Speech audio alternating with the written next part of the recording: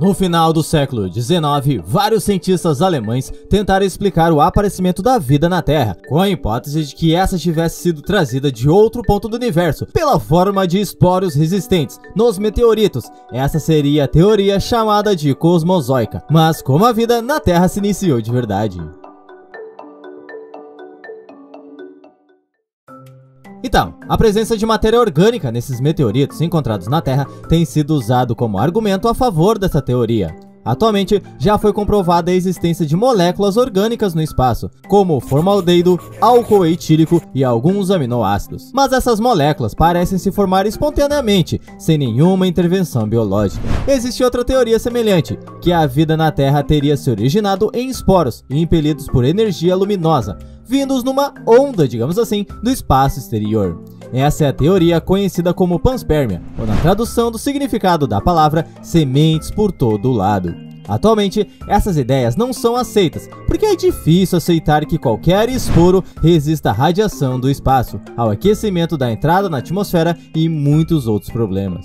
Mesmo assim, na década de 80, o Crick, um dos descobridores da estrutura do DNA, e Orgel sugeriram uma teoria de panspermia dirigida, em que o agente inicial da vida na Terra passaria a ser colônias de micro-organismos, transportadas numa nave espacial não tripulada, lançada por qualquer civilização muito avançada. A vida na Terra teria surgido a partir da multiplicação desses organismos no oceano primitivo, mas aconteceu um avanço principal com as teorias de Pasteur e também de Darwin, permitindo ver o problema de uma perspectiva diferente. Com dados de diversos campos da ciência, foi possível em 1936 que o russo Alexander Oparin formulasse uma teoria revolucionária, que tentava explicar a origem da vida na Terra, sem recorrer a fenômenos sobrenaturais ou extraterrestres. Sua hipótese se resume nos seguintes fatos.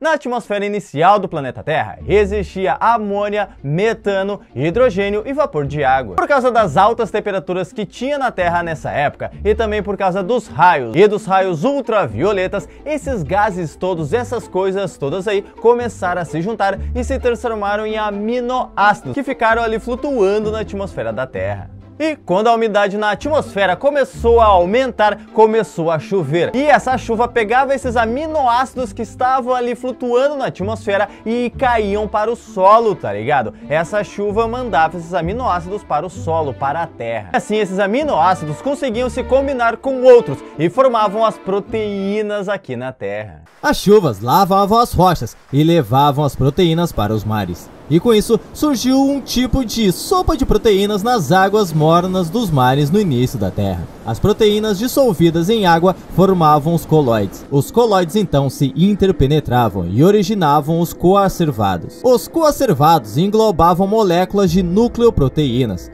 Depois se organizavam em gotículas delimitadas por membrana lipoproteica. Assim surgiram as primeiras células.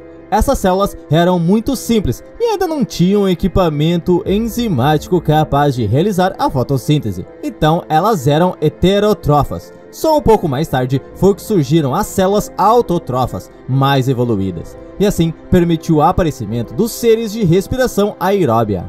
E atualmente se discute realmente a composição lá do início realmente da nossa atmosfera. Lembra que eu falei que eles achavam que tinha metano, amônia, hidrogênio e vapor de água? Mas alguns acreditam realmente que na verdade existia dióxido de carbono, monóxido de carbono, nitrogênio molecular e também vapor de água. O Oparin não conseguiu realmente fazer testes para comprovar essa ideia dele. Mas em 1953, o outro cientista realmente conseguiu fazer um experimento. Steller-Miller realmente juntou metano, amônia, hidrogênio e vapor de água em um balão de vidro que eles chamam aquele tubo ali de ensaio que eles têm realmente nos laboratórios. Colocou tudo isso dentro ali, colocou muito calor e colocou também uma rede de alta tensão elétrica por aquilo ali, então pegava realmente eletricidade naquilo tudo e depois ele viu que aquela mistura toda com essas altas temperaturas e também com aqueles raios, com aquela eletricidade, começou a aparecer moléculas de aminoácidos. Ou seja, aquela teoria lá do começo que eu falei realmente a atmosfera da Terra estava cheia de metano, amônia, hidrogênio e vapor de água estava certa, e não a outra de dióxido de carbono e monóxido de carbono.